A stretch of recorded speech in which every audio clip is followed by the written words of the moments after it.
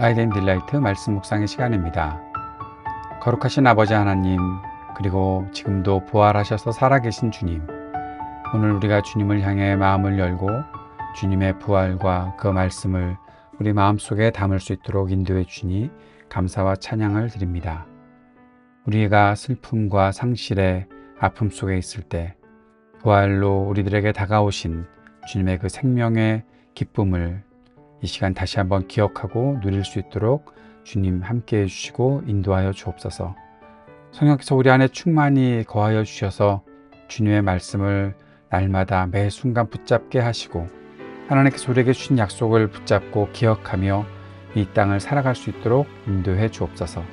오늘도 주님의 말씀을 묵상할 때 우리를 성령으로 충만케 해주시기를 간구하며 예수님 이름으로 기도드립니다.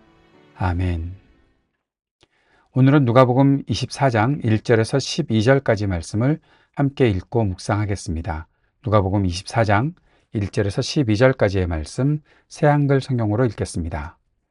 한 주간의 첫날 꼭두 새벽에 여자들이 무덤으로 갔다.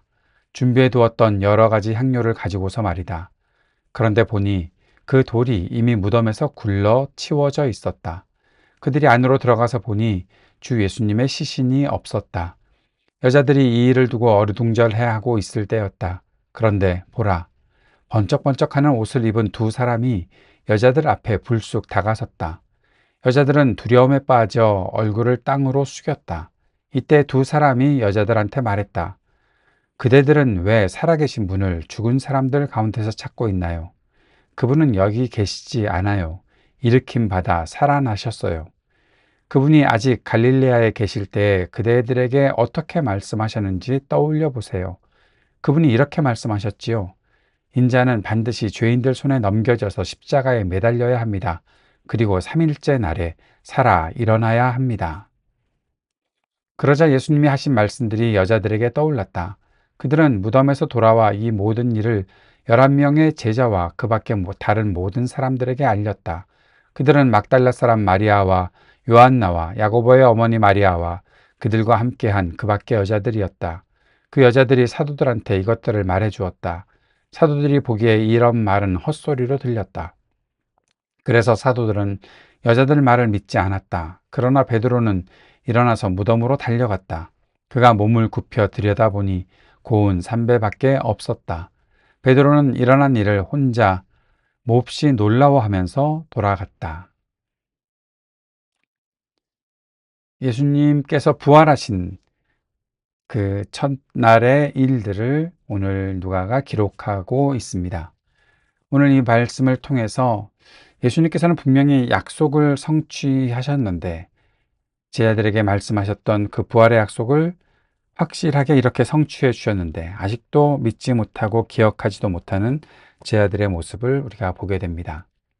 안식일이 지나고 이른 새벽에 여인들은 자신들이 준비했던 향품을 들고 무덤으로 향하고 있었습니다. 그들의 마음은 여전히 슬퍼했고 또 예수님을 잃었다는 그 상실감에 눌려 있었습니다. 그들의 삶이 어두워졌던 그러한 현실 앞에서 그들은 지금 부활의 약속을 기억해야 할 텐데 그 부활의 약속을 기억하지 못한 채 무덤을 찾아갔던 것이죠. 그러나 그들이 맞이했던 이 일은 그들의 생각과는 전혀 다른 일이었습니다. 무덤은 열려 있었고 예수님의 시신이 없었습니다.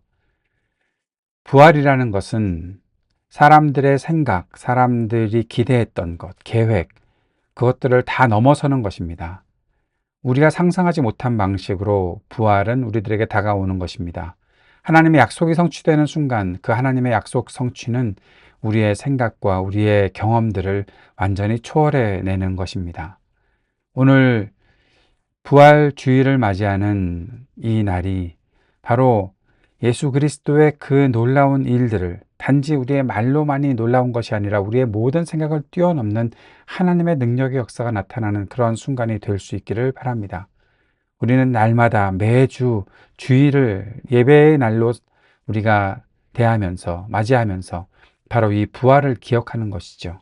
그리스도인은 하나님께서 사람의 모든 생각들을 초월하셔서 역사하시는 그 부활의 능력을 늘 경험하고 살아가는 것입니다. 그것이 예수 믿는 사람들이 갖고 있는 능력이죠. 천사들이 여자들에게 말합니다. 어찌하여 살아있는 사람을 죽은 사람들 가운데서 찾고 있느냐? 예수님은 살아나셨는데 왜 죽은 사람들 가운데서 찾고 있느냐? 우리의 모든 삶은 사실 죽음의 세계에 머물러 있는 때가 얼마나 많이 있습니까? 그저 어두움의 세상들이 지나가는, 그리고 흘러가는 그 속에 빠져서 그냥 그렇게 흘러가고 있는 것이 우리의 인생은 아닌지, 우리의 일상은 아닌지 생각해 보게 됩니다. 예수님께서 우리들에게 보여주신 것은 죽음에 머물지 않으시는 하나님의 그 생명의 역사를 일으켜 주시는 거죠. 하나님의 아들은 죽음을 이기셨습니다. 부활하셨습니다. 그리고 영원한 생명을 열어주셨습니다. 이 영원한 생명이라는 것이 하나님과 함께하는 것, 하나님과 동행하는 것, 하나님과 완전한 일치를 이루는 것, 그것이 영원한 생명인 것이죠. 그 영원한 생명을 누리기 위해서는 죽음 가운데 머물러 있어서는 안 됩니다. 생명의 세계로 나아가는 거죠.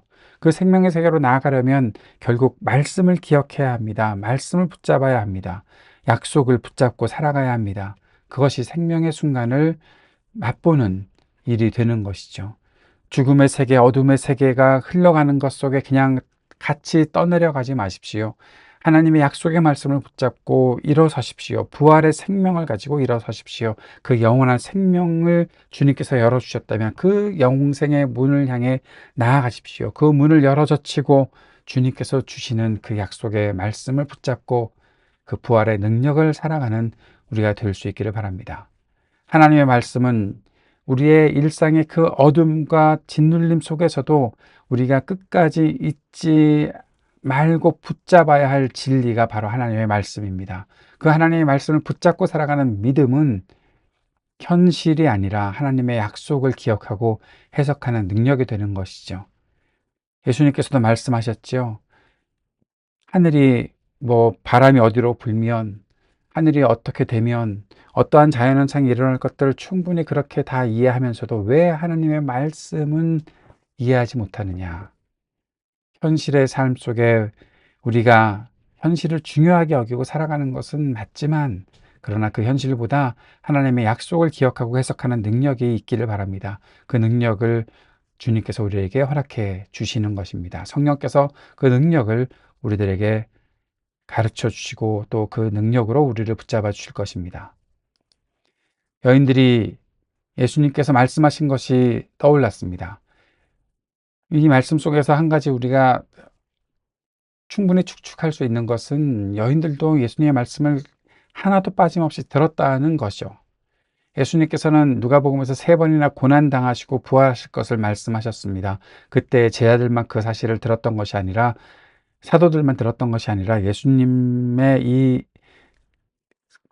따라다니는 사람들, 이 여자들도, 이 여성들도 제자들인 거죠. 그들이 함께 이 말씀을 들었던 것이 떠올랐습니다. 그래서 달려가서 사람들에게 알렸죠. 11명의 제자와 그 밖에 다른 모든 사람들에게 알렸습니다.